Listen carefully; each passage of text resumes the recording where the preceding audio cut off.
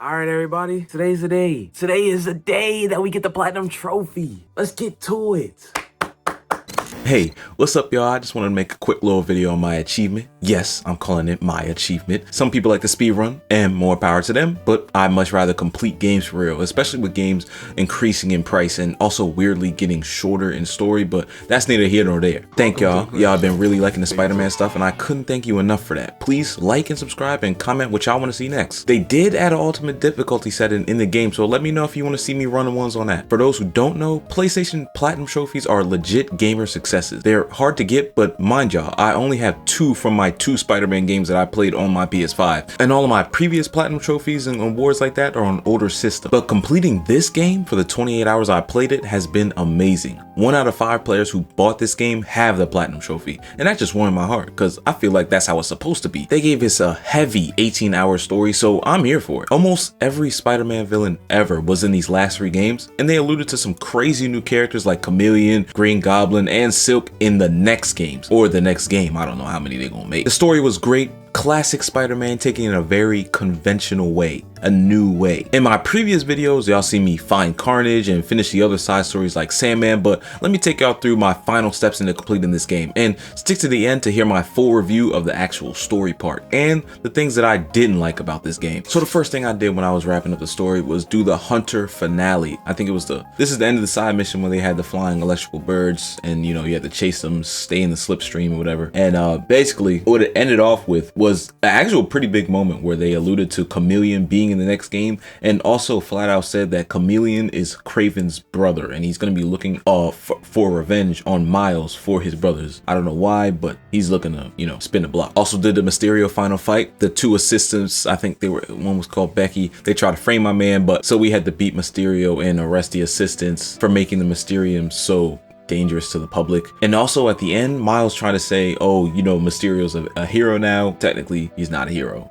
He eerily said that he's still going to be a villain and disappeared. So I guess we're gonna see him in the next game too. Maybe not as a main villain, but as a villain. This one was probably the most pleasant surprise. You know, it didn't have anything to do with the next games, but it had something to do with the Across the Spider-Verse. And not only was the Insomniac Spider-Man in Across the Spider-Verse, but Across the Spider-Verse was in Insomniac Spider-Man. They just had Delilah at the bar. She was talking about Miguel, and well, she didn't even talk about Miguel. She just mentioned his name. It was very short, didn't really give us much, but for those who watched the movie, it was a nice dog bone to throw to them. Then there was some little trophies like running the bases around the Big Apple Stadium. That was a pretty easy one. Miles just said, you know, some words, and that was basically it. Then as Miles, we had to visit the trophy that he and Finn won, that he left at the cathedral in the last game. Miles visited that, said some nice words for Finn, then switched to Peter, visited Aunt May's grave. That was a nice little scene.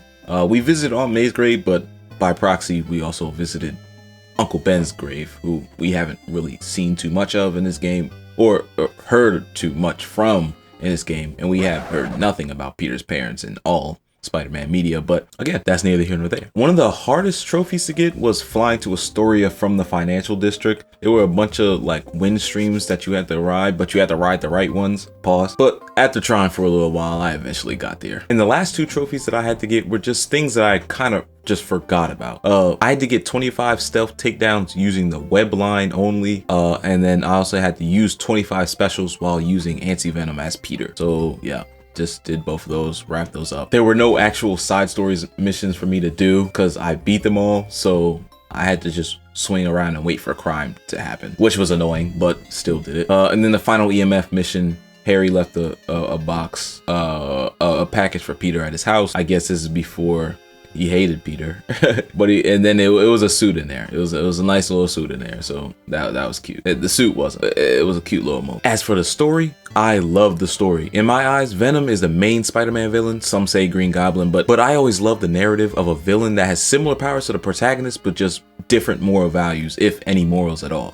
For example, Vegeta versus Goku, Naruto versus Sasuke, Captain America versus Iron Man, Spidey versus Venom. You see what I'm going with. This story in this game does Spider-Man in a totally different way than it's been done, and that's wild because Spider-Man is coming up on 60 years. I mean, we've had Tobey Maguire, Andrew Garfield, we had Tom Holland movies, we had Across the Spider-Verse, Into the Spider-Verse, we had Spider-Man the animated series, Superior Spider-Man. We had so many different adaptations of Spider-Man on so many different levels, and in a crazy way, this game just does it differently. I don't know how, but I do know how, but I don't know how they did it, but they ended up doing Spider-Man in a totally different way. And to be honest with you, I think we can credit Miles' character for that. Miles naturally becomes the main Spider-Man, and even in gameplay, in stealth and combat, Miles was just colder, similar to how Atreus miraculously just felt stronger than Kratos in God of War Ragnarok. It was just a point of the game where it was like, oh, I actually like playing as Atreus more, which kind of makes me believe, side note, that storytelling in video games has taken a huge leap over the years in communicating power scaling with players in the protagonist, using a show don't tell type methodology. And show don't tell is one of my favorites in general. For all of my anime watchers out there, Hunter x Hunter did this a lot. Instead of telling somebody, oh yeah, that's the strongest person, or yeah, that's the coldest, that's the villain, that he's sinister, they just showed you in the character's actions that made sense for each character. And I think they did that perfectly for Miles, and I think they did it even better low-key with Atreus. The game was not perfect though. There were some bugs in the game, especially with the cutscenes. Sometimes Spider-Man would disappear and I'd be watching an unfocused background, which was weird. And sometimes in the middle of the city, the game said I was leaving the map, which was a little odd. Also, similar to Miles Morales 2020, my game crashed in the middle of a cutscene, like in the middle of a boss battle, which, you know, did happen with Miles Morales 2020 for me. I don't know if it happened to anybody else, but it happened to me twice. Now, cause the PS5 is so fast, I was able to get back soon, but it's still something of note to note, you know what I mean? So I gotta mention the fact that even though I found that this game wasn't perfect, there's no such thing as a perfect game. I played Tears of the Kingdom this year, and I love that game. Even after all of the great games that have been coming out this year, I still believe that Tears of the Kingdom is game of the year for me personally. But even though I said I love that game in the many videos that I made about that game, I also said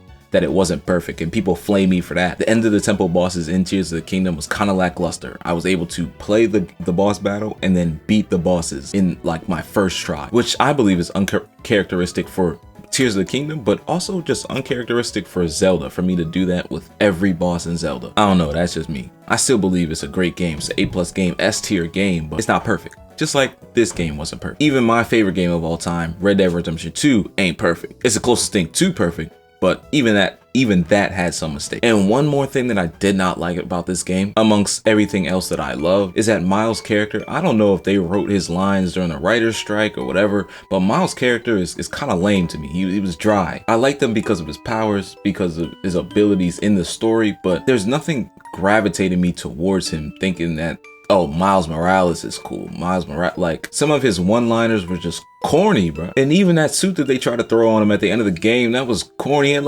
like dreads with a comb over. I don't know what he was doing, man. Miles was a little corny, I ain't gonna lie. That's no disrespect to the actor or even the writers or anything. It was just, I don't know. I wish we just got more substance, more things of substance with Miles. You know, maybe being quippy isn't his thing, because it worked for Peter, but sometimes Miles's lines was just, it was just like, you know, not funny. It was, they were the type of lines that make you just exhale out of your nose. But yeah, I love the game. Thank you guys for watching this long. Thank you guys for staying with me this long. I'm so happy that I got this platinum trophy. As a matter of fact, why don't you hear me talk about it? New phone? Who this? Y'all notice anything? Oh yeah, 100%, 28 hours. You see it here. You see it here. Not only 100% the story, 100% on all the trophies, 42 out of 42. Got the platinum trophy. This means something to me, man. It means something to me, man. Oh yeah, this would be the perfect time. What do I think of the game? What I think of the game is amazing. The game is amazing. It's already fun enough being Spider-Man and going through all the web slinging, but we already been through that in 2018 and 2020. This story was really good. The amount of villains that were in this game are amazing. The amount of villains that they alluded to being in this game or being in the next games is amazing. The crossover between the Spider-Verse and the MCUs and all, they had plenty of them in this game. This means a lot to me because, like I say on my channel banner, which you should check out, that I work on a lot, is that I'm a single player type of guy. That's just the type of guy I am. I play a lot of games with Jeff and the guys. Y'all should check that out. We got some stuff coming for y'all, but I play a lot of games with Jeff and the guys, and not gonna lie, I suck at a lot of them. Mario Kart, Among Us, a lot of the games I'm not the best at because I don't usually play multiplayer games like they do, or at least multiplayer Mario games. This is the type of stuff I do. So Yeah, it definitely means a lot to me getting these platinum trophies. I'm gonna be staring at this screen for a while. Some people speedrun, and that's how they like to do it. Me, I love me a platinum trophy. Love me a platinum trophy, man. But yeah, loved it. Thank you guys for following me this long on the experience, and peace out. Oh wait, that's not how I outro.